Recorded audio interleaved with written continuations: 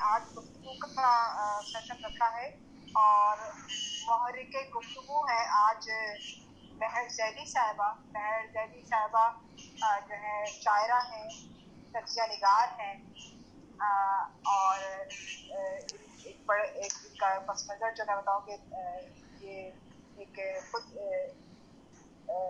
बड़े दिखाई इबादत के कहानी से वाबस्ता है। तो आज जो है हम मवासलात इसरार के तहत पहला हमने पहले तो मैं आपको ये बताऊँ कि मवासलात इसरार के तहत हमने बहुत से ऐसे प्रोग्राम शुरू किए हैं जिसमें मुकालमे के प्रोग्राम, गुफ्तगू के प्रोग्राम, अफसानों के हवाले से प्रोग्राम, मुशायरे के हवाले से ज़्यादा का प्रोग्राम है। तो इसको इस तरह से हमें रखा है कि कोई दिन हम इस तरह भी रखते हैं कि कोई किसी भी मौजू पे गुफ्तगू करे और हम सब जो बाकी शुल्का है उसको उस पर आगे बात को बढ़ाएं। तो आज के जो महर जैदी जिस मौजू पे गुफ्तगू कर रहे हैं उसका उन्वान है ख़वातीन की माशी और शऊरी ज़िंदगी की नई जहाद और शराफत। तो हमें तनवीर अंजुम साहिबा ने भी ज्वाइन कर लिया है। अस्सलाम वालेकुम तनवीर। वालेकुम अस्सलाम, वालेकुम एवरीवन, सबको सलाम। वालेकुम सलाम। तो मैं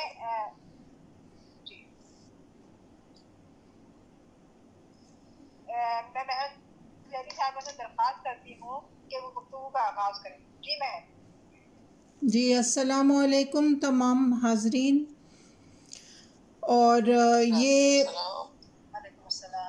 ये मैंने मौजू चुना है क्योंकि देखिए ख़वातीन पे अक्सर बात होती रहती है और फिर हम उनके तमाम इश्यूज़ उठाते भी हैं, लेकिन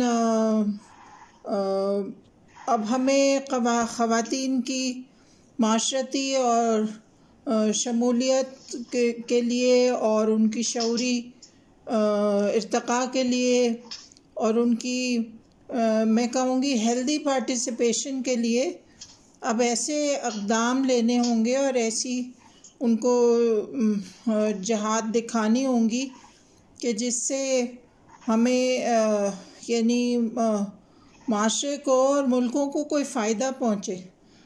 तो क्योंकि ये बहुत सख्त नेगेटिविटी फैली हुई है हर जगह और लोग आपस में, और फिर जो सिनफ़ी तज़ादात हैं और उसको एक तरह से बजाय इसके कि आपस में मिलजुल के टॉलरेट करके आगे बढ़ें, तो हम लोग इन्हीं झगड़ों में पड़ते हैं। तो इस वजह से मैंने ये स्टडी किया, थोड़ी सी रिसर्च की, तो एक नई डायरेक्शन हुई है दुनिया में और उस पे अमल हो रहा है क्योंकि ख़वातीन की माशी पार्टिसिपेशन के लिए दुनिया में बहुत काम शुरू हो गया है और इस पे मैंने लिखा है और मैं चाहती हूँ कि इस पे थोड़ी गुफ्तगू भी हो। तो ख़वातीन की माशी और शऊरी ज़िंदगी की नई जहाद और शराकत। जदीद असरी ज़िंदगी में ख़वातीन का एक अहम इश्तराकी और माशरती किरदार एक कवी लामे हकीकत है। ख्वाह मुजिद का कारोबारी शख्सियत, टेक एक्सपर्ट, स्टार्टअप फाउंडर्स और घरेलू बिजनेस ख़वातीन के तौर पर अपने सिक्का बिठाने लगी हैं। वो रिवायती तौर पर ऐसे माशी शोबों मसलन ज़राअत, सेहत, तालीम वग़ैरह से हट कर अब ग्लोबल और रीजनल मालूमात की इकॉनमी ऑफ स्केल की जानिब रवां दवां है। सन 2012 में जापान की ये कोई सब माइक म्यूट कर लें, कुछ शोर बहुत है। माइक म्यूट कर लीजिए भाई प्लीज। सन 2012 में जापान में माशी बदहाली से निमटने के लिए एक नई सोच ने जन्म लिया, जिसके तहत वज़ीर आज़म ने एक नई इश्तराकी सिमत मुकर्रर की और ख़वातीन की माशी और माशरती शराकत की एक कलीदी अहमियत की हामिल पॉलिसी तश्कील दी।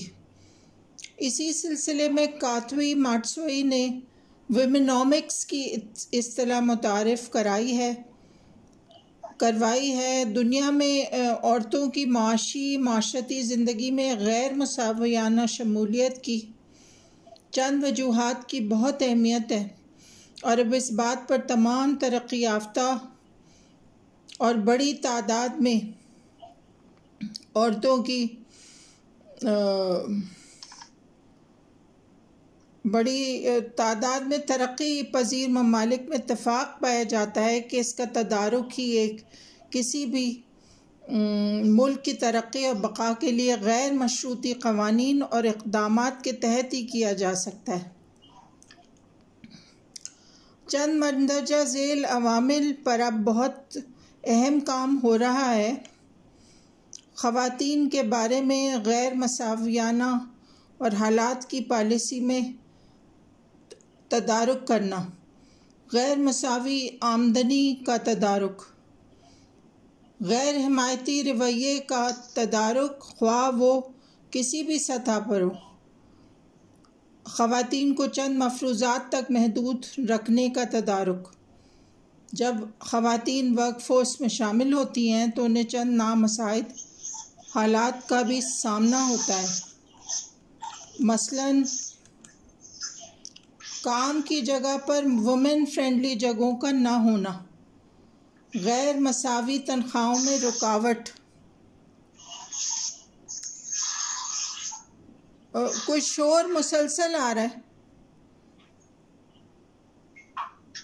जेंडर्ड इंफ्रास्ट्रक्चर का ना होना, मसलन बैतुल खला, नर्सरी, दूध पिलाने की जगह, और फिर ट्रांसपोर्ट का ना होना, पब्लिक बैतुल खला का ना मैसर होना, प्रोफेशनल तालीम और ट्रेनिंग की सहूलत का मैसर ना होना, नौकरी के तहफ़्फ़ुज़ का मैसर ना होना, ऑक्यूपेशनल हैज़र्ड का मौजूद होना और उसके तदारुक के ज़राए का और तरीक़ा कार का मफ़कूद और गैर मैसर होना। पाकिस्तान में वुमेन इकनॉमिक्स को एक हकीकत बनने के लिए ये ज़रूरी है कि हम ऐसी तमाम मुश्किलात और रुकावटों का तदारुक करें कि जिससे बतदरीज ख़वातीन की माशी ज़िंदगी में शमूलियत आसान बनाई जा सके। पाकिस्तान में 1305 मिलियन वर्कफोर्स की 20% ख़वातीन में, जो कि माशी सरगर्मी में हिस्सा ले रही हैं, उसमें से 70% खेती बाड़ी में हैं, मगर उन्हें ख़ानदानी वर्कर्स की फ़हरिस्त में शामिल किया गया है, और ना तो ये उजरती कारकुन के दर्जे में है और ना ही उनका शुमार किसी पॉलिसी की तश्कील में किया जाता है। 2018 से थोड़ा सा मैं मुझे इसलिए ये सेशन थोड़ी देर में खत्म हो जाएगा। जी तो जो भी हमारे नए पार्टिसिपेंट हैं वो इसी लिंक पर दोबारा आ जाए। ठीक है, मैं सिर्फ ये कहना चाह रही हूँ। जी प्लीज। जिला पेज तो बदल दे, पेज को टर्न द पेज। हाँ पेज, अच्छा ठीक। हाँ अब आ गया शायद। ओके जी मैम। 2018 से 2019 के वक्फे में जेंडर गैप तनख्वाहों के सिलसिले में और भी बढ़ गया है। मर्दों के मुकाबले में सिर्फ 18% ख़वातीन को कमाने की फहरिस्त में दिखाया गया है। इस तरह ख़वातीन वक्ती गुर्बत का भी शिकार हैं। उनके ज़्यादातर काम गैर उजरती वर्कर्स के ज़ुमरे में आते हैं। एक अहम मौजू फाइनेंशियल इंक्लूजन का भी है। उनसे आईडी कार्ड का इजरा, बैंक अकाउंट का होना, कारोबार के मौक़े ख़ास अहमियत के हामिल है। पाकिस्तान में 20 मिलियन ख़वातीन का फाइनेंशियल इंक्लूजन बढ़ाने के लिए स्टेट बैंक का फाइनेंशियल लिटरेसी प्रोग्राम का इरादा एक मस्बत कदम है, जिसकी 2023 तक पूरा होने का मंसूबा है। ख़वातीन के माशी तरक्की और शराकत के तहत जिन चंद मुल्कों में अहम मसाले मौजूद हैं वो ये हैं, मसलन Bangladesh, Singapore, Malaysia, Indonesia, Japan, Vietnam. International तजुर्बे से ख़वातीन की माशी शमूलियत को साबित किया गया है, साबित है।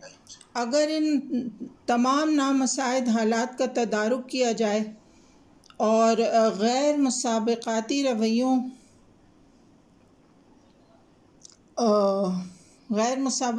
रवैयों और सलूक को हटाया जाए तो सिर्फ साउथ एशिया में सन 2025 तक 4.5 ट्रिलियन US$ का मुआशी इजाफ़ा हो जाएगा। अगर पाकिस्तानी इस रास्ते पर चले तो यहाँ की 70% GDP बढ़ जाएगी। ख़वातीन को चंद यानी ये GDP यानी 7% GDP बढ़ जाएगी, यानी 7% ग्रोथ रेट हो जाएगी। हाँ, ये टाइपिंग मिस्टेक है। ख़वातीन को चंद ऐसे मौक़े फ़राहम करने से हम इस GDP रेट पर पहुँच सकते हैं। मसलन तालीम के मौक़े जो कि प्राइमरी, सेकेंडरी और हायर एजुकेशन पर मुश्तमिल हैं, मनफी मुसाबकती तनख्वाहों का निज़ाम का तदारुक, महफूज काम की जगह और उनका इंतज़ाम, चाइल्ड केयर को लीगलाइज करना और सपोर्ट सर्विसेज को फराहम करना, ख़ानदानी सूदमंद रवैयों का पॉलिसी और क़ानून में शामिल करके उनको बहम पहुँचाना। अब मैं इस सिलसिले में आप लोगों को चंद मिसालें देना चाहती हूँ कि ये किस तरह से दुनिया इस पर काम कर रही है और ये किस तरह से प्रूव हुआ कि ये जो ममालिक हैं इनकी मिसाल किस तरह से पता चला। तो आप अगर देखें तो बांग्लादेश जो है उधर उन्होंने एक ख़ास पॉलिसी बनाई जिसके तहत बांग्लादेश की GDP बहुत बढ़ गई और उसमें तकरीबन 80% ख़वातीन जो हैं वो काम कर रही हैं गारमेंट इंडस्ट्री में, और इससे उनका न सिर्फ के ज़रिए